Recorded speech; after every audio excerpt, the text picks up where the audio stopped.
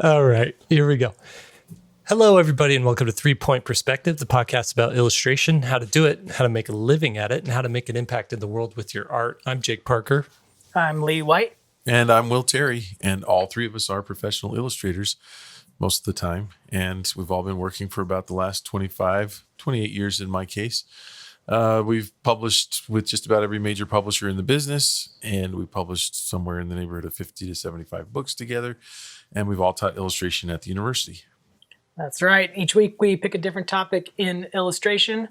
Sometimes we argue, sometimes we agree, but every single time you, our faithful audience, learn something new. Or they already knew it all. They're like, I knew all that It's stuff. confirmation bias, though. Or they're like, wait, didn't they they do this episode like a year ago? This is just a repeat. I think some people... Don't give away our secret sauce. It's really one episode done hundreds of times. I think some people listen just so that they're not as lonely in their Hey, I'll studio. take that. I'll take that. If we are providing the much needed friendship for the lonely career that we have chosen. Okay, We're hanging out with there's- you in your studio right now. Right now, there's 1,000 people screaming, get to the topic. I think Will's onto something. I think we need to address that group of people by having a fictional conversation with them. So we can say, hey, how was your weekend? And we just pause for a little while, let them answer. Oh, pretty cool. And then we tell a little story. Hanging out with us. We'll do a special episode called Conversation with half a conversation. Uh-huh. And, I love that. And it's just, or maybe what we do is we have a conversation, but record the 3 separate parts so you can listen to any part that you want separately. And then, Getting meta. This is Okay, getting whatever. worse. whatever. Let's move forward. All right, Lee, it's Anyway. your topic today. What do we got? What do you got for us? It's my topic. So this one releases in late October or early November. I'm not sure. Should the be early exact date. November. Early November, perfect. So everyone has just finished Inktober, and everyone is probably had a different relationship with what that meant. A lot of times people are exhausted. I see it all the time. Like they can keep up day 15, day 16, day 17. Oh, they just dropped off. Or some people made it and they're super elated and sort of it's all over the place. How is your Inktober going, Jake, by the way? Or how did it go? Great. Say it I in did all past 31 days. Nice. We were recording this right at the very beginning of October. Is this the 7th of October? No, I'll give you a little insight into it because I get really busy with Inktober because I'm handling the partnerships, the sponsorships, and honestly, this weekend, Allison been helping me with email, but there's 300 emails in my Inktober inbox that were all just questions. People like, and these are even questions that are answered in the frequently asked questions, but it's stuff like, well, does ballpoint pen count, or does it count if I do color? Or here's my drawings, can you post them? Here's my son's drawings, can you check them out? Here's, I don't do social media, so how should I share my drawings with everybody?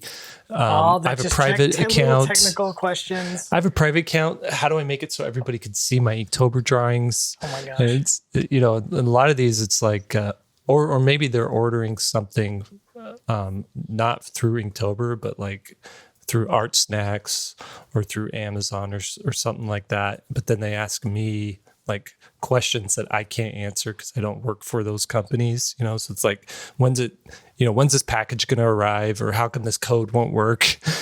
So it's like, it's the gamut of all that. And then there's the handful of good emails where it's just like super supportive and I love Inktober and this is what I'm planning on doing, or this is how it's impacted me, stuff like that. Anyway, so that's like the business side of Inktober. On top of that, I have to do my drawings. So I usually get a head start on them. And this year I did through day 11, I think, before Inktober started, just so I'd have that buffer. And I've already eaten through half that buffer. So now I'm 6 days. I'm 6 days ahead of schedule instead of 11 days ahead of schedule. So hopefully usually by the end of October, I'm playing catch up. Like, I missed a couple days. I'm going to post 2 days here. I think most people are doing that.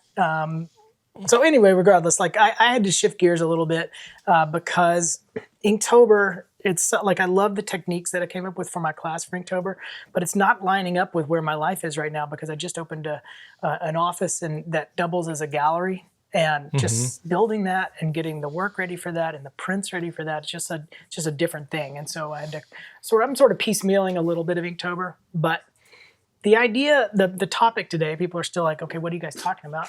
The topic is Slowvember. As if they haven't read the title of the podcast. I know, yeah, that's true. That's true. Jake always gives me crap about that on my YouTube videos because I start out my YouTube videos saying, this video is going to be called, and Jake's like, they've already read it. They've already read the thing, yeah. They know exactly. Acknowledge it. Okay, so Slowvember. Slowvember is a concept that I came up with as a reaction to Inktober, more so just the pace, and I'm sure everybody feels sort of like it's a marathon, and I just to add to that, I always felt like illustration as a career feels like that, and going to school for illustration feels like that. It's just really fast paced. As a matter of fact, when I was in school, most of the time I didn't even finish the paintings. We would critique them, but they weren't done, and there's no way I could go back to them because I'm already on to the next thing. It's just a really fast pace. And so I thought what would be a nice reaction to that is Slowvember, which is really the process of slowing down. I made this 3 years ago in a very informal way. And now I'm slowly starting to figure out what it is. But at first, my little tagline for it was make one thing for the whole month of November and make it beautiful. Just make something that you're really, really proud of. But I'm sort of slowly changing what it's about. And I want to talk about it today, how to do a good Slowvember project, what it's about. And so it's going to be different for everybody. What I've turned it into is make one thing and do it as well as you can. Live a full life and take the pressure off yourself. So a little bit different idea. I found this quote. I don't know where to put this in the podcast. I'm going to go ahead and say it here. Destroy the idea that you have to be good at artistic things to enjoy them. That every hobby has to become something you're so good at it that you can monetize it. That everything has to be a professional. So the advice is sing off key, draw poorly, write badly. Life is meant to be enjoyed, not monetized. You're not a product always. Now, there's a lot of versions of that, but I just like that. It goes along with sort of what Slowvember is. It's really a backing up and looking at what you're doing and what your life is about and what your direction is. And so I've been thinking about that as I think about what am I going to do for Slowvember? Is it just about making one piece and it's the holy grail of illustrations that you've done? And I don't necessarily think that is. I think it's more of a readdressing of your process. So I'm going to go through some stuff. I'm going to ask you guys kind of what you think about each of these little things, but I've got a sort of a step-by-step, and I'd love to hear what your feedback is on some of it. You guys good with that? Good. Yeah. All right. So one of the good things about slowing down and doing something over the course of a longer period of time, one of the big things is obviously, like I just said, just figuring out where you're going. But the second thing is the last 20% of an illustration. Did you guys see when you're teaching a class that's the hardest part, that 25% right at the very end, maybe even the last 10% that nobody ever actually has time to get to. So it's sort of an easy out for students. I didn't have time to do that. I'll get to that later. But to really sit with that 20% and figure out what's those last things to do. This it takes project, forever. Right. That last 10% can take almost as long as the first 90.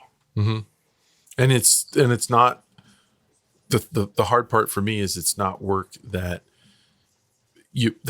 makes your painting look much different. So all the excitement of your painting's already over, and now you're fixing edges. Correct. And it's not fun.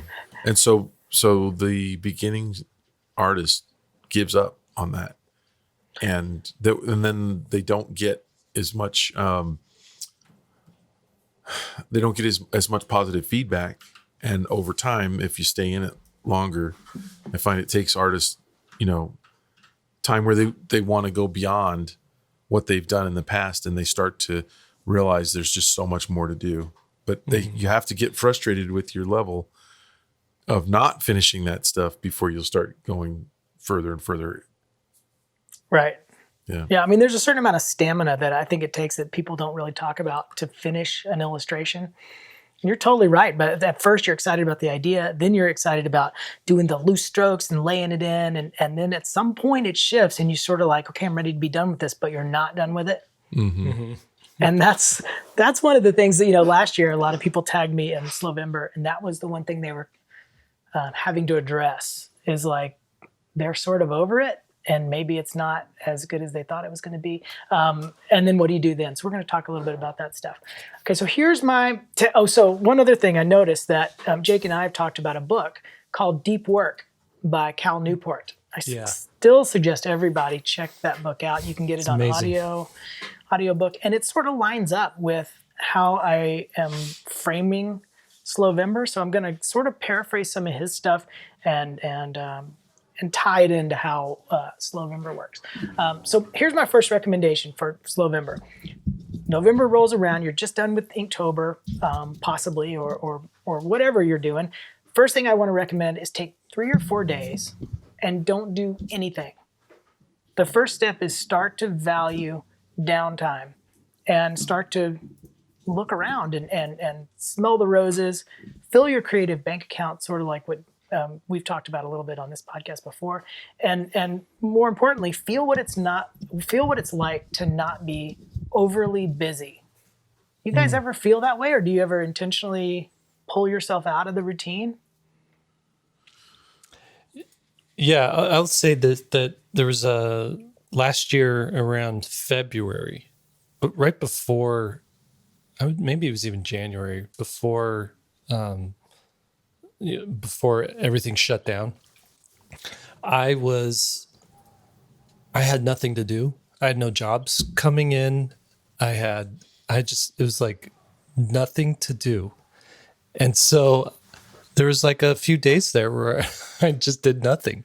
And I really did. I just hung out and I read books and I kind of recharged. Did you feel guilty? And I felt horribly guilty. Like I felt like I was getting away with it. But what I learned from that was I need to incorporate some of this into my schedule because it felt great. Once I realized I might as well embrace this downtime, it felt great. And then of course, what happens is the emails start coming in. Hey, are you available for this? Hey, I got an idea for this. Or, the agent's like, hey, can you put this together? And so then I realized, well, I got nothing. So I'm just going to say yes to everything. And then by the end of February and March, I'm like way overbooked. I'm working, 16 hours a day. So you didn't follow our own advice from another podcast, which was if it's not a heavy duty yes, it's a no. Mm-hmm. You were just like, everything's a yes at that point because I got nothing going on, right? So yeah, that's funny. It's weird. It's weird our relationship to downtime after doing illustration because there's a emphasis on being busy so much. I remember one of my friend's girlfriend. We were going to go on a hike or something, and I was asking them what they're doing for the weekend or whatever, and he's like, "Oh, my girlfriend's taking a nap." I just remember sitting there thinking, I was super jealous and sort of angry at her. Yeah. For being able to take a nap. I'm like, who does she think she is? Like a nap. I never would. It's a Wednesday afternoon. Yeah, what are you doing? You're taking a nap. But I just remember being like, wow, I focus on productivity so much that I've gotten so good at it that's sort of the benchmark. If I'm not busy, something's wrong. Right. My friend, remember I talked about that guy who did the Kickstarter. He did a book, launched a Kickstarter, and did it all in like 2 months' time. Mm-hmm. It was the shark book. The shark one. He naps daily. That's just a part of his routine. It's like an afternoon nap. And I'm always just like, okay, why not? Why not? You should do an SVS nap session. For real. We start a Zoom call and I'll just nap. For real. Naps wreck me. Everybody quiet. I'm on a call. The three of They us are just totally wrecked snoring. me. Really? Oh, so you're the one guy who kind of wakes up and it's like you've been asleep for 8-10 hours or something, like you're groggy. There's this thing where if I nap, I'll get a wake up right around the 20 or 30 minute mark. And if I don't get up, it's a 3-hour nap where you wake up and you don't know what planet you're on for a while, you know? That's the thing. When I say nap, I mean the power nap, the 30-minute maximum. That's what you have to do, but you have to set the alarm. I don't know this is how divergent we are. We're now having a whole conversation about napping. But you have to time it so you don't drop into that super deep sleep. I think it's like a 20 or 30 minute recharge at max. I think once you go past that 45 minute, you're gone. You're too deep. And then if you wake up, you're completely groggy, almost like you waking up in the morning. And then you're like, why go to bed at the normal time? So it messes up your whole schedule. Yeah, never mind. Don't nap, everybody. But I want you guys to go Google that TED Talk on sleep. And that guy digs down and he tells you like the science behind it and why it's so important. Not only just to not even resting your body. It's there's chemicals that sleep flushes out of your brain so that your brain can be more absorbent to information and knowledge and processing it. So even like a 30-minute nap can kind of flush some of those chemicals out. And that's why you feel so alert after like a short nap. When you're like in the middle of REM or something and you get into those deeper sleep modes, your brain has to like cycle through 2 or 3 of those in a night before you really feel like rested and whatever. I'm not a sleep scientist. No, but that's good homework. That's your first homework assignment, everyone, is for November, beginning of November, try to take a nap. Let's see how many people can actually do it. Watch the TED Talk first and try to take a nap, but start to value your downtime. Go ahead, Will. Sorry. Is Slowvember about like hibernation? Is that what's happening here? Oh, we're just slowing down. We're slowing down. No, this is building up to something. So you start out, you're taking naps. Then what? You value your down. You just stop the rushing process. That's just first. Take a couple when do we days get to work on something? See how uncomfortable you guys are with productivity. We not making anything here? No, you're not. We're just napping for the whole month of November. Okay. So the next step is starting to get into the work. So you've taken a couple of days off, you're relaxed and you're fresh, and then you are actually ready to start making something. There's a couple of things I want you guys to go through. I'll give you a sort of a schedule towards the end, but there are a couple of things you got to figure out first in your plan for attacking November and Slowvember. And step one of that is scheduling and duration. So in other words, when are you working and how much? And so in Cal Newport's book, he identified 4 different kinds of patterns of making something and going really deep into making that thing. But it gets so scientific, I think he calls it like bimodal operation. And it's just so confusing, I can never remember it. So I've made 3 that I sort of identified by teaching all these different students and seeing the patterns they go through. So I want you guys to tell me which one of these you guys are. So the first person, if you guys are going to do a big project and you're going to try to work on it deeply, the whole idea is to figure out how you can do it best. And so the first one is the hermit. And that idea is basically self-isolating for long, interrupted periods of creativity. A popular example of this tactic is Bill Gates' Think Week. And that's where he spends 2 weeks alone at his cottage twice a year, just reading and thinking about the future of Microsoft.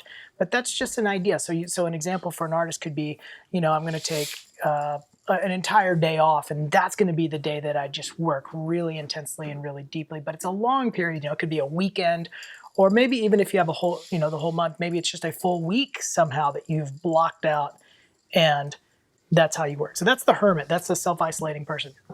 The next person is the blocker, the time blocker. Those are people who block a specific time per day. And so that's like, okay, from 9 to noon, I'm going to work on this project, whatever your Slowvember project's going to be. And that's like sort of a daily hit. And then there's the quick grab.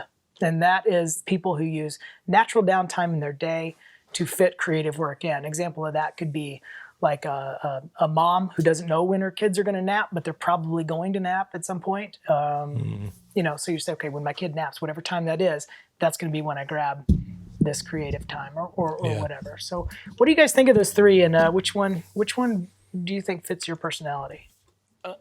I would love to be a hermit, but I can't. I have too many responsibilities, obligations, I guess, outside of work to just say, "Hey, I'm leaving, everybody." See ya, Who do honey. you think's the perfect? Who would be an example of somebody who could do the hermit technique? Like maybe somebody who's a student who really doesn't have a lot of people counting on them yet. Yeah, a student. Well, I feel like if you could really justify it to your spouse, right? Then say, listen, I'm going to leave for a week. You take care of everything here. I'm going to go do a deep dive and work on this. And when I come back, I'm going to have like the rough outline or like something I can present to, you know, to a publisher or something like that.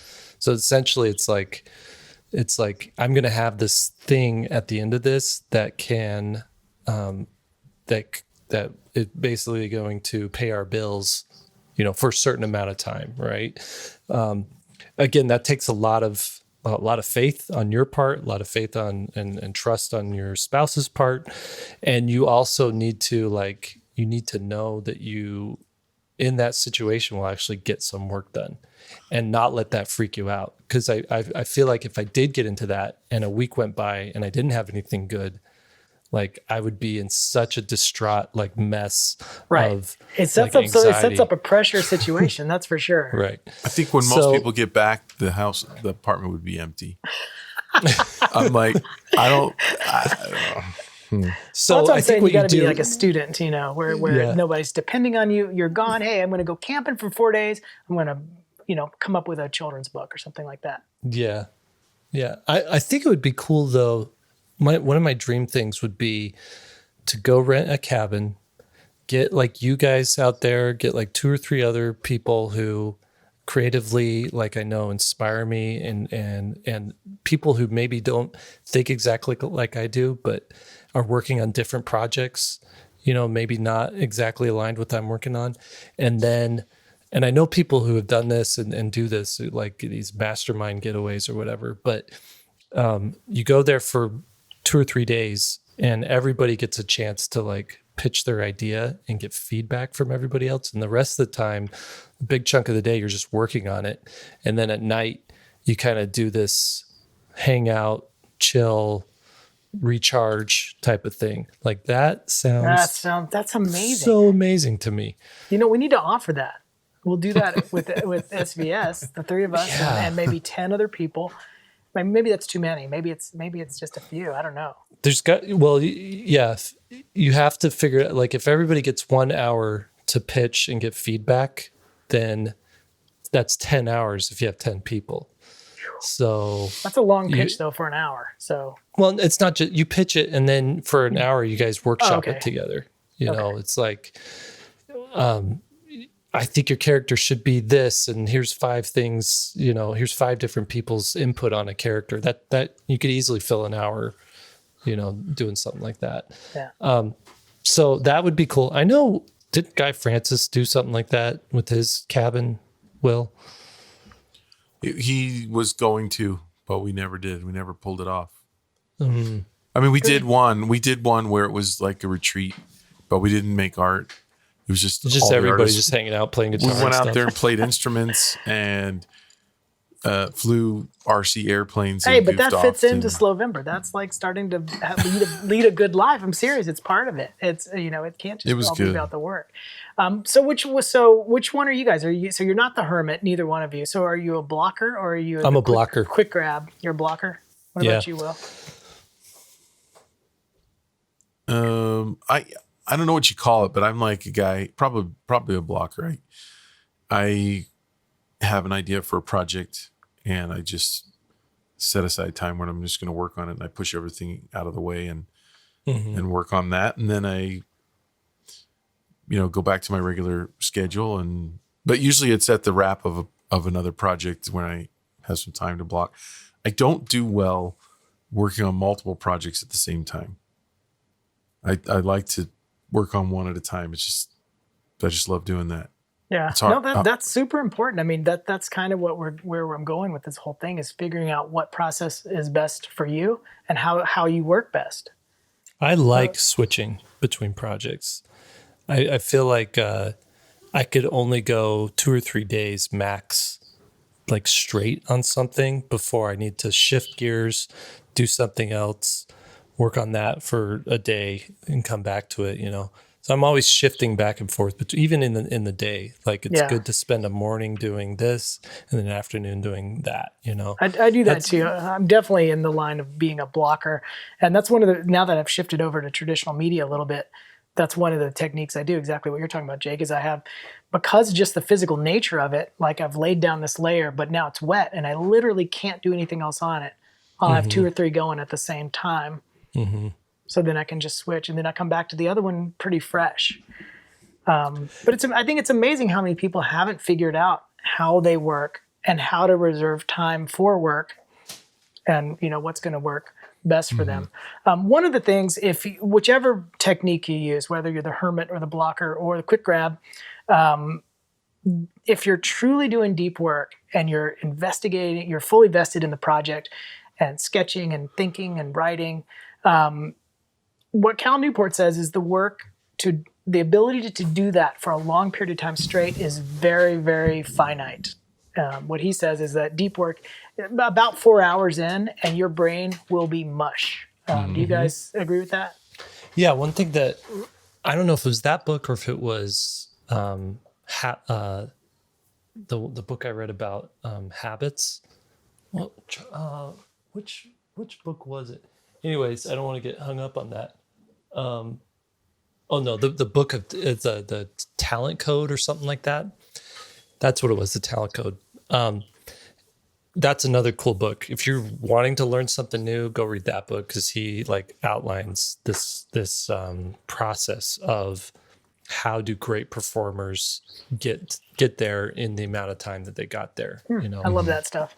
Anyways, one of the things he noted in that book, or maybe it was Cal's book, I don't know, was that when there's these kids who are, 18 years old and they're learning violin and they're practicing violin, like at this performer level where they're going to be, a first chair in an orchestra, these guys will actually work on it for 4 hours, then go take a nap, then come back and work on it, because that's how they're able to get an extra 4 hours of brain processing power in the day.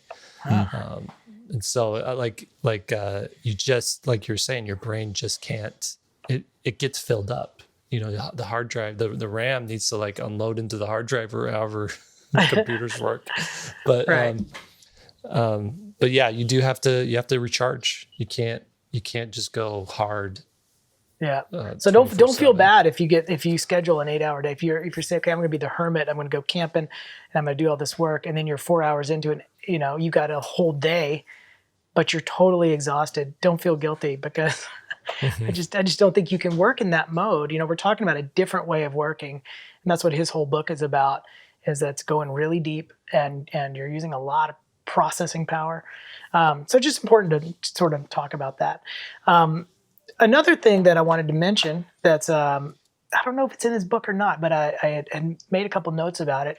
And this is a simple idea, but I don't think a lot of people do it. And that's asking for what you want. So, whether you want to be the hermit, the blocker, or the quick grab in terms of how you schedule your day, simply asking for what you want, even if it's big, sometimes can work wonders. For example, if you ask your boss, hey, I'd like to work at home, or to change the schedule, or whatever you're going to need to try to set up a successful work schedule for you, and to modify it. I just think asking for what you want has a huge influence. You talk to your significant other and saying, hey, do you mind if I take 2 days or 2 evenings of the week and I go to my office and I work, instead of sort of trying to weasel it in and then them getting mad at you and stuff like that. You guys ever do that? Ask for a big ask, basically saying, hey, I want to do this thing, leave me alone.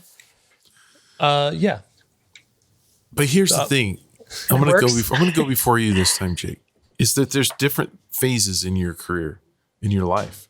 Yeah. You know, I'm in the phase where I don't have any kids at home. Right. It's much different than when I had kids at home and my wife was taking care of everything and needed a break. And the last thing she'd want to hear is, can I have more time? You know what I mean? Whereas now, if I need time for something, it's really easy because my wife can just have time to do something that she wants to do. Right. You know, so if I want to work longer or harder or later or at a different time or whatever. Right. It's a good point. I mean, everybody has to adjust these things to their own life. My twin brother has infants at home, 2 of them, a 2-year-old and a 1-year-old. Oh, wow. And I'd love to see his wife's face if he asked for some time. You said that like he's got infants at home, like he's got termites. He's got infants. He's got an infestation of babies, and he's got infants. How do you get rid of those? Oh my gosh. Yeah. So everybody's life's different. My twin doesn't have the baby, or have. He's got an infestation of babies. 2 years old and 1 year. Okay. So he's in the thick of it. I mean, sometimes you can't get it, but I'm talking about normal life, not when you have babies at home. That's a special kind of sort of 5-year window. But, you know, asking your boss for what you want, or asking your significant other for what you want, or even your brothers and sisters, if they're like barging in and, you know, while you're trying to draw and distracting you, hey, can you give me this time? Just want to throw it out there because a lot of people don't think that you can ask. I mean, you can ask for what you want, and it can, you know, maybe you don't get everything you want, but you might get a version of it. Yeah. Or make a deal. Like, Make a deal. Hey, I need a weekend, but if before I take that, you get a weekend.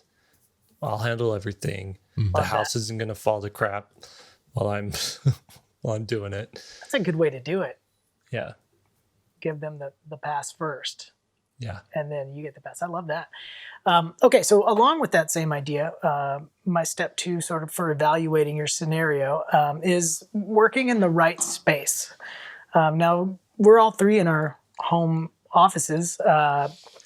So I want to ask you guys, is that where you do the best work? You are coming from an office situation and now you're back at home, and I'm going from my home studio now to an office situation. Which one did you work better in, and which do you prefer? I'm going to let Will go first this time. Okay. I like working everywhere. I like working on my iPad in the car. Often I'll go and sit in the car simply for the fact that I have this small screen, the iPad. I don't have my big double screen setup where I can have social media open, you know, just all this other stuff. And I'll listen to a talk radio or something, or, you know, or I'll put on a YouTube video or something like that. And is that when you perform at your best? I mean, like if you had to pick, like, okay, this is if I'm designing if I'm designing a book and roughing out the illustrations, I always do it in the car. It's just weird. That's amazing. Interesting. I'm going to back Will up there. I don't normally do this, not ever actually, but one day, this is back in April or March, something like that. I had a doctor's appointment, and I was trying to do that thing where you squeak stuff in. What was the third option? The quick grab. The quick grab. So quick grab. So I brought the iPad with me because I knew I'd be waiting in the waiting room, and I'm drawing. And then my appointment happens, and I was just getting to something good as the appointment happened. So I do the appointment, and I come out to the car, and I'm like, I just want to finish that one thing. So I sat in the car. 45 minutes later, in the parking lot of this doctor's office, I'm sitting here working on it, and I finished this drawing, and I'm like, oh man, I like totally got into like the zone. Like. Yeah. What do they call it? Into flow, right? The flow, yeah. And so, Will, you're onto something there, because you can't. There's no distractions, and people don't usually like knock on your window and be like, "Hey, I need something." Yeah, so that's interesting. So you said you're a time blocker, but then you said you're better at it if you sort of do the quick grab. Well, and so that's interesting. Painting's different. So once I go into the painting mode, I'd rather be in my nice setup, and I'm not as easily distracted because I don't know. It's just painting No, is so that's a good easy. point. So you got one stage that's brainstorming and thumbnailing, and then you got the other half that's polish. And Yeah. maybe those two They're take totally place in different. different places. Yeah. I think they take different parts of my brain too. I cannot. I have to listen to. If I'm designing, I usually listen to music actually. If I'm really in the thumbnailing stage, if I do listen to somebody talking on a podcast or on radio or something, I don't really catch what they're saying. It becomes background noise. Yeah, me too. So, Well, I think that's the difference. There's deep work and shallow work too. So it's like deep work takes so much concentration, and you have to you can't have a movie playing in the background. You can't have sometimes even music. I'll forget to turn on music when I'm so much into the flow, right? Right. But then rendering, it's Mike Mignola always calls it inking's like eating peanuts. It doesn't take any thought. You're just drawing over your lines. I mean, it eventually you get to the point where rendering, is just noodling and doodling, and you could do it while you're on the phone with someone or whatever. Yeah. And so usually I save. What I'll do a lot of times is I'll pencil a bunch of pages. This is if I'm working on a comic or even a children's book.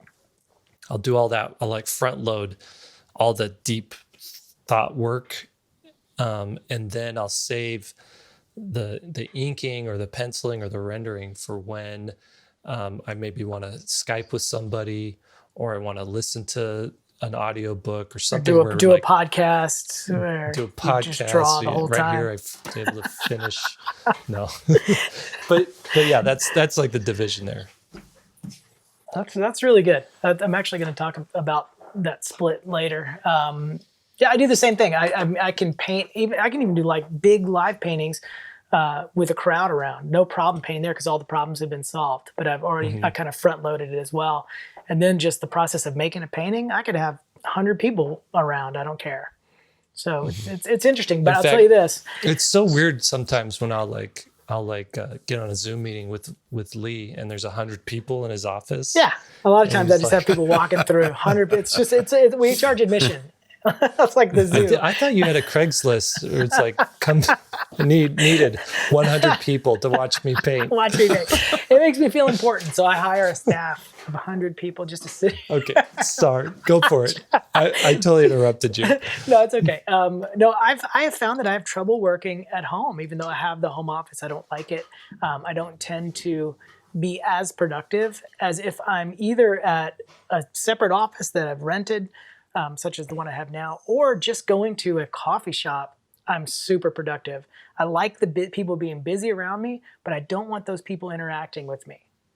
And that's just a scenario that I set up that's like I don't have anything really other that I can do other than work on the thing that I'm trying to work on. do you yell at someone if they try to interact with you? Oh, I scrap with them. Get away from me. coffee And just yell at them. That was my biggest problem with. Sorry, Will, but sharing the studio space with you. Oh, here we go. Here we Boy, go. now We're digging deep. It all oozes This is out. deep right work. now. Let's have it. When we had, so it was you and me. I mean, there were days where it'd be like, morning, Will, morning, Jake. And then 8 hours later, bye, Will, bye, Jake. And that It was like that. It was like the cartoon with the sheepdogs, Yeah, right? you got to Yeah. clock in. There were days where it's like not a word was said because we were both like into the zone and trying to get stuff done. But then there were days where it's like we'd get into a discussion, and I love the discussions. I love the talk. But as far as productivity, they those two bumped into each other. Right? It's funny, you guys listening, because it was Jake that usually started these interesting discussions, and I'm getting blamed for it right now. I didn't blame you. I 50-50. It's 50-50. I said we would get into them. And here's the problem: is you're too much of a temptation, Will. Aw. You're my biggest temptation. To be fair, I would say that I probably started most of the conversations.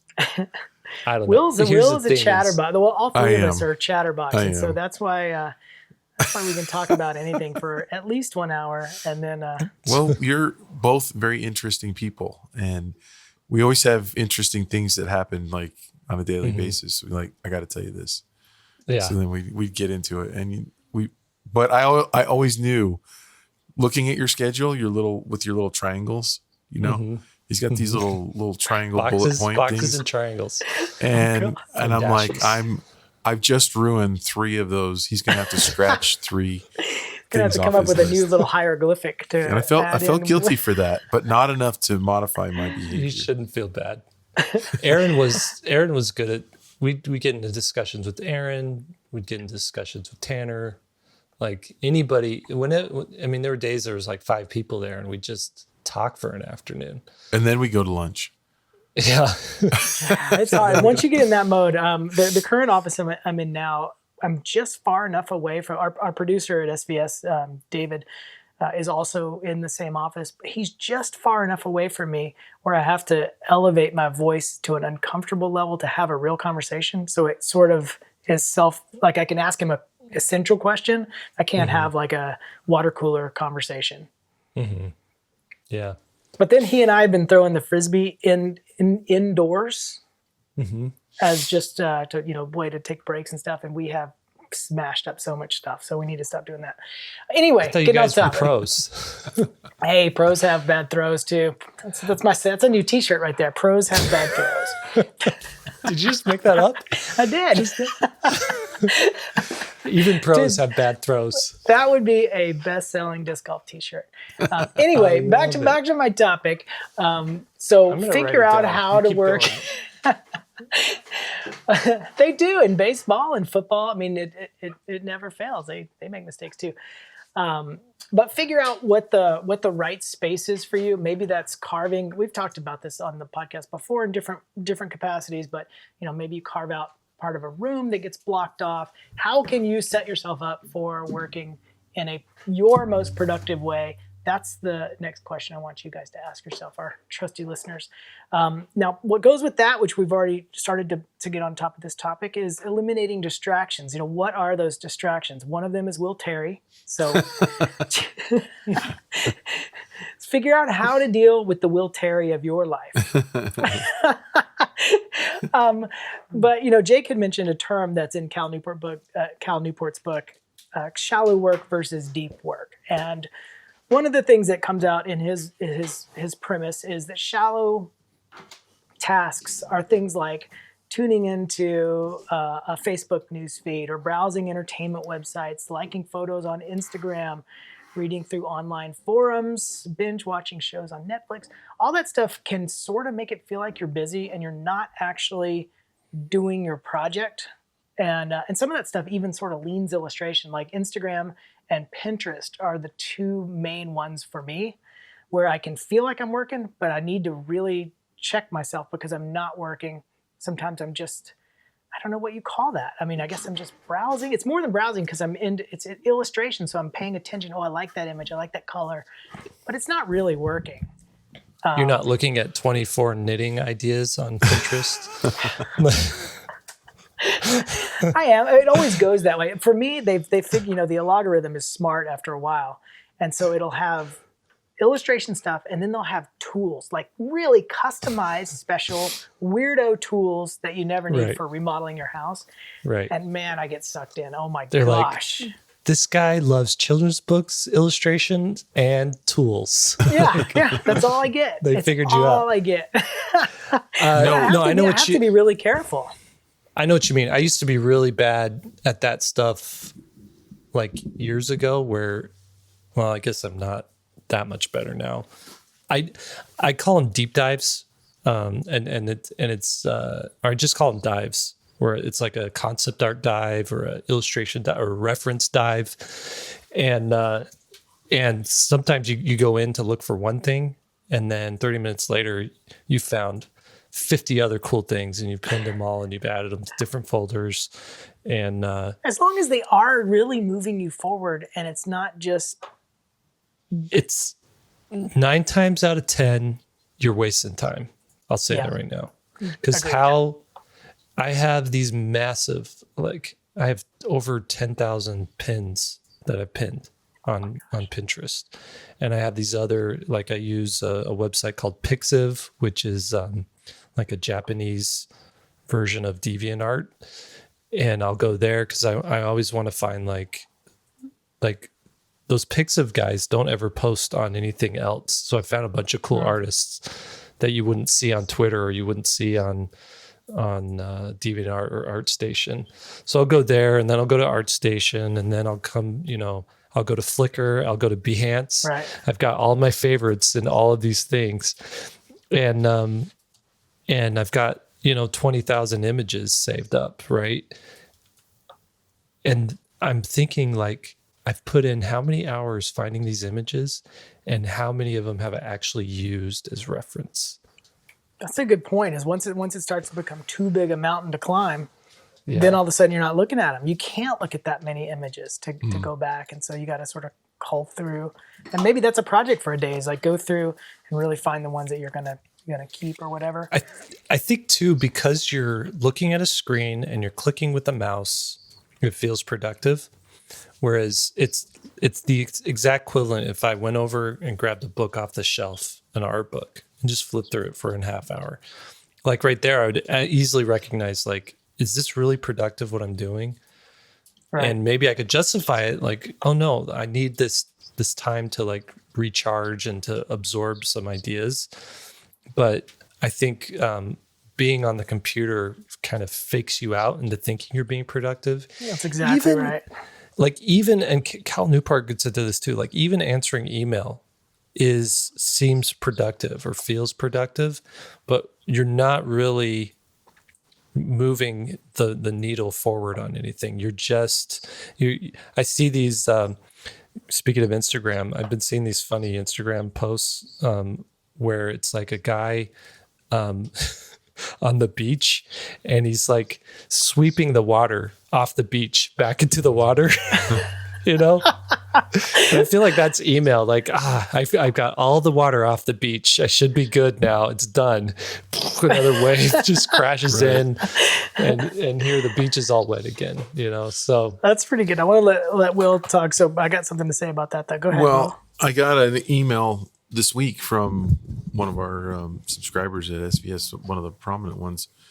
We'll call him Eric since he didn't give me permission for this. But anyway, he asked me a question and he said, I don't know if I have enough time to keep up on social media. Like, what is your advice? I'm trying to do this, that, and the other, trying to really break into some other disciplines in the market, and something's got to give. Do I let go of social media, basically?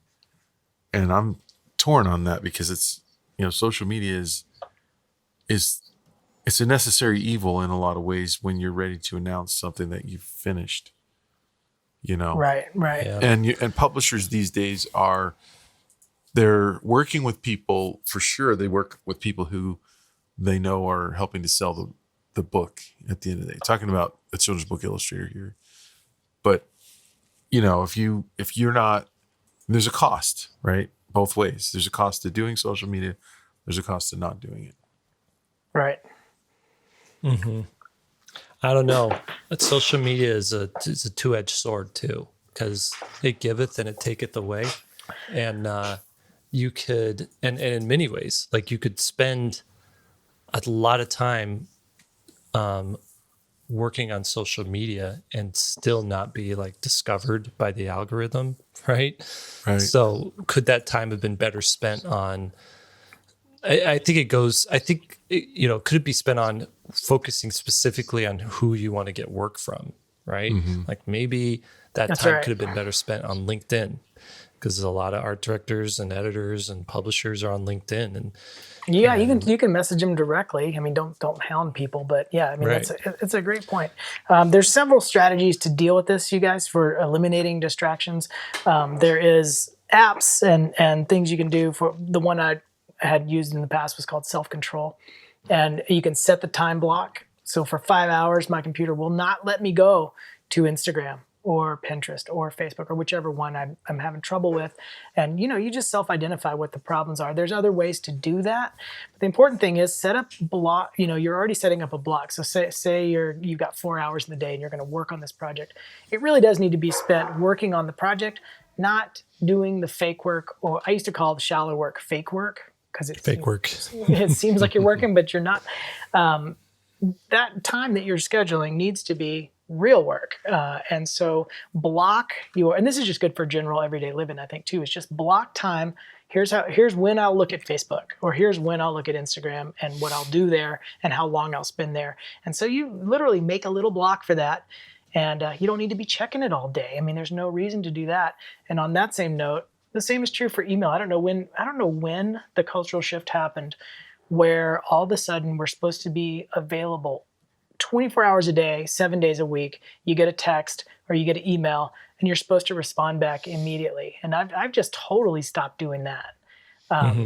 And I don't feel any need to. Like there's at least 100 emails that I was going to respond to, and now I'm not even going to respond to them. Nothing happened. I mean, it's fine.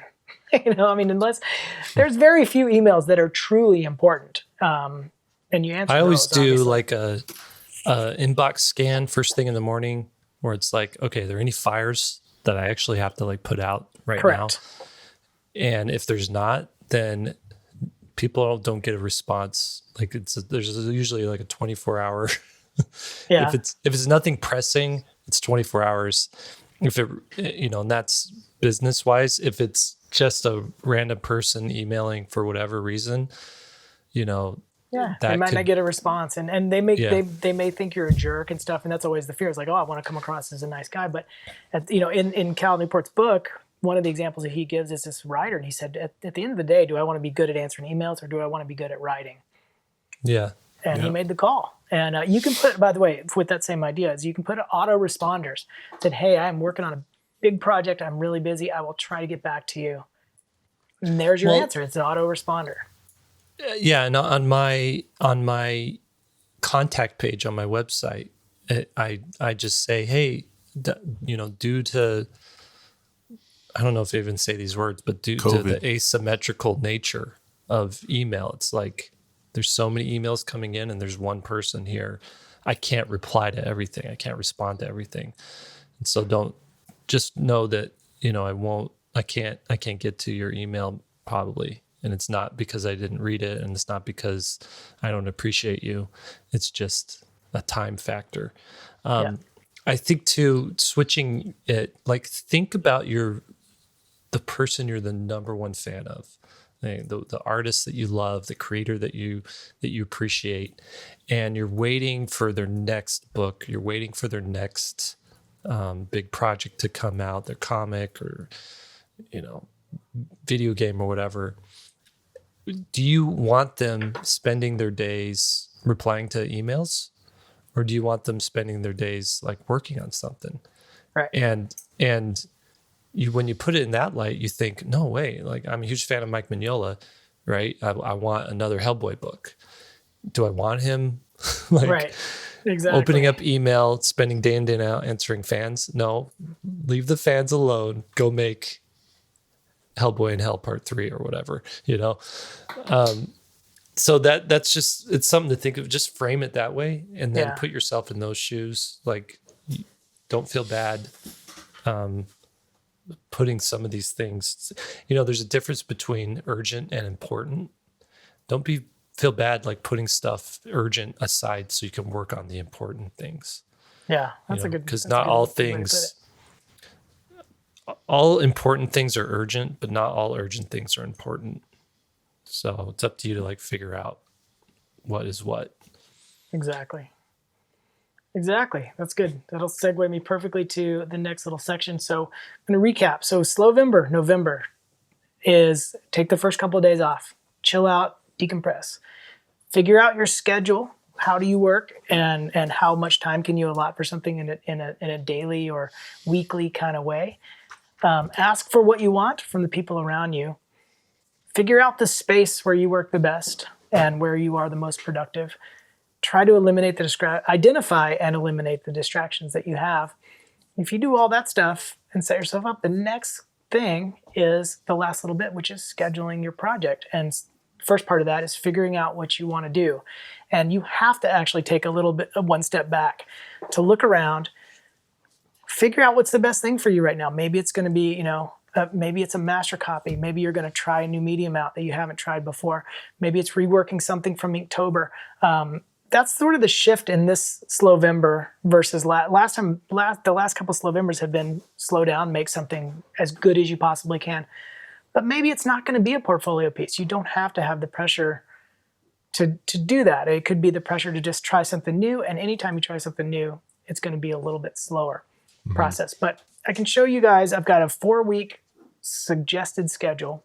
And I'd love you guys to comment on this, and you can make addendums or changes if you think it'd be better. So for me, week 1 is about setting up your workspace once you've identified how you work and get the right tools for the job. If you are somebody like me, I beat my materials up and then I won't go get a new brush. And then I'm struggling with this brush that has hairs flying out of it everywhere. Just take the day off, go get the materials that you need that facilitate you working in a smooth and progressive kind of way, and do the job like you want them to. Research and development happens in that first week, so you are doing that's when I schedule the Pinterest deep dive. Like I'm going to do this project, or I'm going to try this thing. I need to, I'm just getting inspiration. I'm getting whatever that process is for you. Maybe even taking something that you've already done, and this is a great way to set up a project. Is take something you've already done, say I can do it better.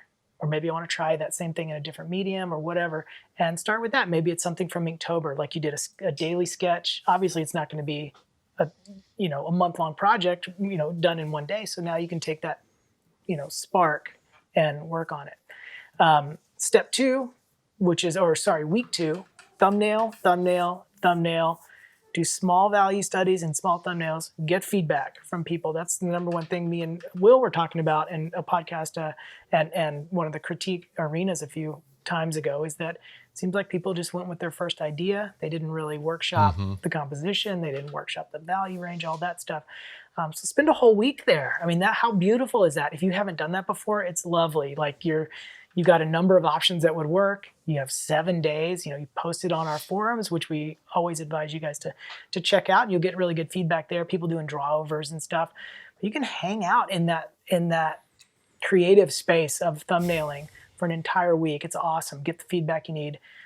Week 3 is final value studies and color studies. So you've already workshopped a bunch of stuff. You're fine tuning it. Week 3, you're still not moving on to the final painting though. You're still just figuring it out, getting the exact thing going.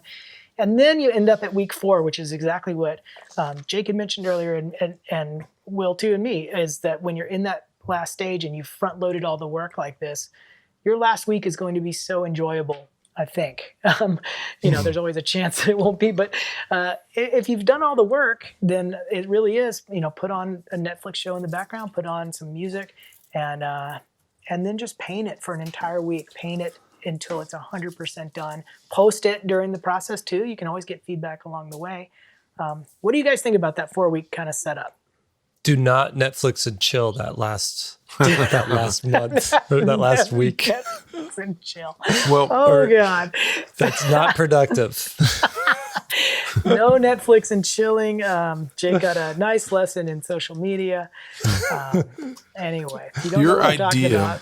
Your idea for Slowvember, though, basically, is that people, spend 2 or 3 hours, 4 hours, 5 hours on a drawing or sketch and post it to Instagram, right? Boom, yeah. And they do these challenges. They do Quick. There's this one challenge where you're supposed to do something every day in ink, which is really kind of dumb if you think about it. Ridiculous. I mean, it's really so ridiculous. many drawings. And I have always been a fan of that's the thing I see most lacking in portfolios are complex images. This would be a great time for me to piggyback Draw 50 Things onto Slowvember. Right. Because, and you mentioned this the other day, that in fact, I have a portfolio perfection handout that I give to students at SVS, which is over 100 things that I think you should have in your portfolio to have a well-rounded out portfolio. And the last thing on the list is complex images, multiple figures, multiple objects. And the problem, there's like a twofold problem, because like, and I want your opinion on this, you guys, but if you do something really quick on Instagram, you can get a lot of following for 2 or 3 or 4 hours worth of work, right? On one character. Yeah. If the concept is really cool, or if it's a piece of fan art that people just fall in love with. Mm-hmm. So it's hard to justify doing your Slowvember or my Draw 50 Things, because a whole month for one image, and then you don't get the bang for the buck. I mean, like, Instagram's not really set up for that complex image on a phone in a square. Mm-hmm. You know what I mean? And I like doing these really long horizontals or tall verticals. It doesn't really work for Instagram very well unless you take multiple pictures of it. That's the problem with social media. It really is. Well, don't forget, you are creating things this whole time. There's no reason that you can't post your research and development. Hey, looking at this artist. This is awesome. Check it out, guys, next week. Hey, check out my thumbnails for this new project. By the way, if you are going to do Slowvember, and I recommend everybody do it, tag me on Instagram, Lee White Illo, and tag Slowvember. Mm-hmm. Have you trademarked Slowvember, Lee? I haven't trademarked it yet, but I do own the domain. And so if you go to slowvember.com, I'd hop on that trademark quick before. I have not trademarked #draw 50 things, nor do I plan to. So it's just out there, and people that have taken that class on SVSLearn.com have posted their progress, and I love that. I love being able to pull up #draw 50 things and see the people that have put things in there. And the idea behind that is 50 different objects, and it's a challenge to have. You almost have to have the whole month to do that well, if you haven't done it before. But it is a huge challenge to have a good design, a simple design. It's possible. A very simple piece that has 50 objects in it. It's really tough to do. When we get off of this, I'm going to show you guys. I just recently did a concept art piece for a freelance job. It's essentially draw 50 things. Oh, I can't wait to see I want to see it. They wanted this key art, and I was like, all right, I'll give you guys what you want. All right. Jake, I want to see it #draw 50 things though. When I'm able to post this after the project comes out, you better. When does it come out? Can you announce that? I have no idea. It's still early development, so okay. It's probably a couple years away. All right, people will have forgotten by then. Yep. But go ahead. I'm sorry, I totally interrupted you. So draw 50 things, hashtag it. That's it. Just I love this assignment. I love your Slowvember idea, because like I said, on this portfolio perfection list I have, it's the last thing on the list. And it's what I see a lot of portfolios missing. I see a lot of single, simple characters. And I'm like, okay, but can you design a piece? Can you design and come up with a great composition? And if not, if art directors are looking at your portfolio, they're going to see that lacking. You're going to miss out on potential assignments that require that sort of detail. I do want to bring up one, there's all these pros for doing this project. And there's some cons too. And there's some stuff that you guys might run into. I want to run one past you. What happens when somebody says, okay, I'm all in. I've been doing all this fast work. I'm all in for this month-long challenge. They do it. They get to that week 4, and it doesn't equal the expectation. And then they're like, oh man, I wasted all that time. Was it wasted time? Or how do people get past that? I spent this time. I mean, I see that in rendering class quite a bit. It's like they spend all this time, but they're just not proficient in it yet. And so maybe the result doesn't equal the effort. So here's a common mistake people make to avoid. 2, I'll give you 2. They come up with a dumb idea, or they don't come up with a good idea. However you want to frame that. Okay. So you lose interest in a dumb idea. If you're doing it and you're like, I can't come up with anything, I'll just do this. You've already slit your wrist. You're gonna hate it later on. The idea that you come up with has to be something that you can't wait to get out of bed to do each day. So that's number 1. Number 2 is not taking the time in the design stage to really work out the problems before you get to rendering. I used to have a sign above my desk. I don't have it there anymore. That said, if you draw a sucky picture, you're going to paint a sucky painting. And I mean, I had to have that beaten over my head and have it there because I used to skip time and work in the design stage. And in the painting, I'm moving objects and things around and making adjustments in the painting. And that never works for a good painting. You know, it's just. Yeah. Yeah, it's just doesn't true. work. I tell you, one of the problems that comes in that stage for this particular project is there's a certain amount of efficiency that comes with something that's due fast, right? Inktober, I got to do something for today. I got 3 options. I'm going to pick this one. Just the way it has to be. What some of you guys who are going to try the Slowvember, all of a sudden you'll have a week to do thumbnails and you're lost. You get so many, you don't know what to do. It's almost like you have too many choices. So isn't there a phrase or a word for that? An embarrassment of riches. I don't know. That's No. the tagline for my neighborhood. But That's hilarious. anyway, paralyzed by choice. And so some of you guys may run into that too, where you've just got, okay, so I thumbnailed for an entire week. I have 400 thumbnails. Which one do I pick? So you're going to run into new problems with working in a slow way. It's kind of fun because you have to learn, okay, what rises to the top out of this grouping of thumbnails. I think you need to couple this with some sort of accountability partner or somebody you can bounce things off of. Yeah. So, That was my and next if tip. you That's can't good. find someone, just post on the SVS forums because you'll get feedback from there. Post 50 thumbnails on there and say which one, I've narrowed it down to these 10. Which ones do you guys like? You'll get some feedback. And And I'll add to that too. Yeah, don't give people that's what I call the wallpaper technique. That's what students used to do to me in concept art visualization classes. They come up and they give me 100 thumbnails. Like, well, which one do you like? I'm like, oh my gosh. So I would always say, hey, you do the 100, but then you got to get down to 10, and then tell me which 3 are your favorite, and then also say what you're trying to do.